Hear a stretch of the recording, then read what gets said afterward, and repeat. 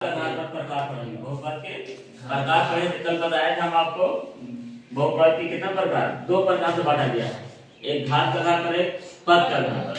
पद के आधार पर कल पढ़ लिए थे, आज पढ़ेंगे हम लोग घात के आधार पर बहुपद के प्रकार। इसमें ये बिहार बोर्ड की दृष्टि से देखा जाए तो ये बहुत इंपॉर्टेंट है।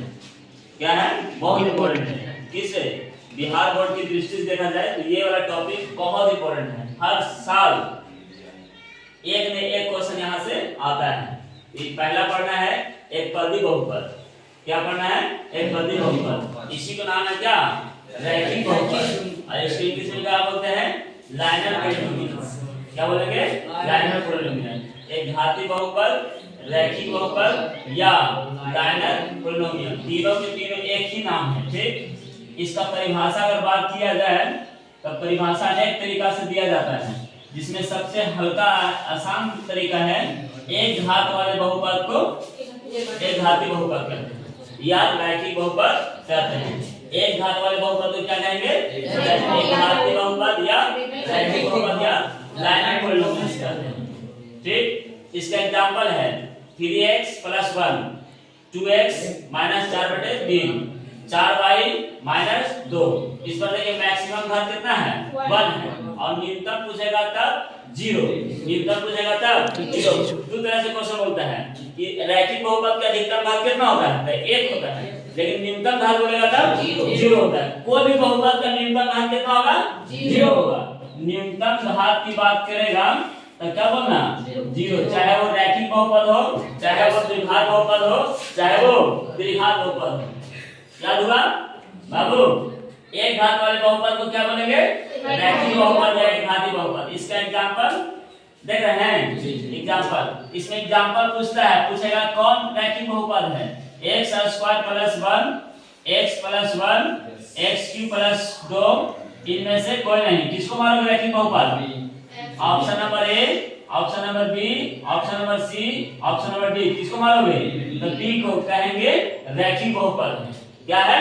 रैखिक बहुपद। इसका रूप होता है, कभी व्यापक रूप कहेगा, कभी सामान्य रूप कहेगा, कभी व्यापक रूप कहेगा, कभी सामान्य रूप कहेगा। क्या होता है?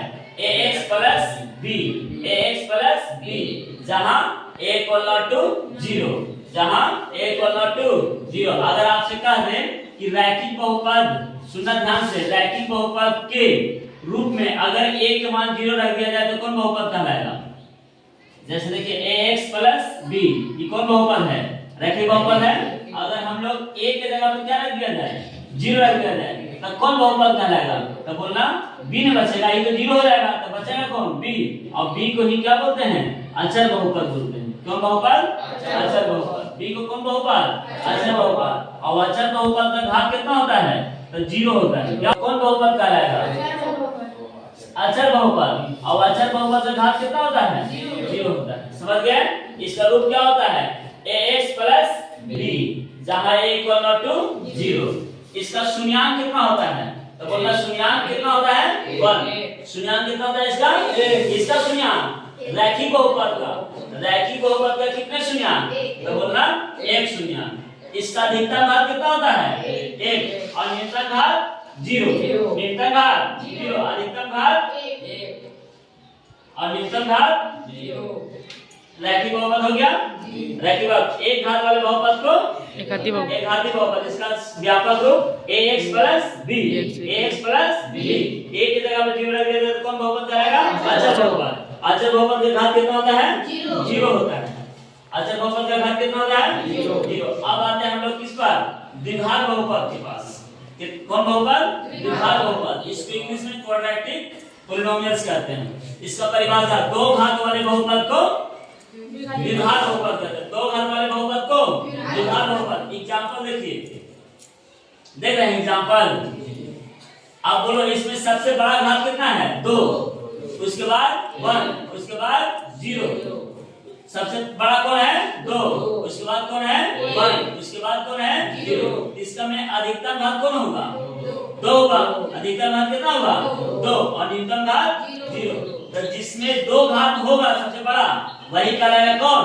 द्विघात बहुपद। 2 घात वाले बहुपद को द्विघात। इसमें कितना घात है? दो घात है, इसलिए कौन बहुपद? द्विघात। इसमें कितना घात है? दो, इसलिए कौन बहुपद? द्विघात बहुपद। इसमें सबसे बड़ा घात कौन है? दो, इसलिए कौन बहुपद? द्विघात बहुपद। कोई दिक्कत? अब आपसे कहेगा x स्क्वायर का गुणांक कौन है? इसमें x स्क्वायर का गुणांक कौन है? तो बोलेंगे 4/3। x का गुणांक कौन है? -3। कौन होगा? -3। अचर पद कौन है? -1/3। अचर पद -1/2। उसी तरह से बोला, इसमें y स्क्वायर का गुणांक कौन है? 4। y का गुणांक कौन है? -5। अचर पद कौन है? 1। कोई दिक्कत?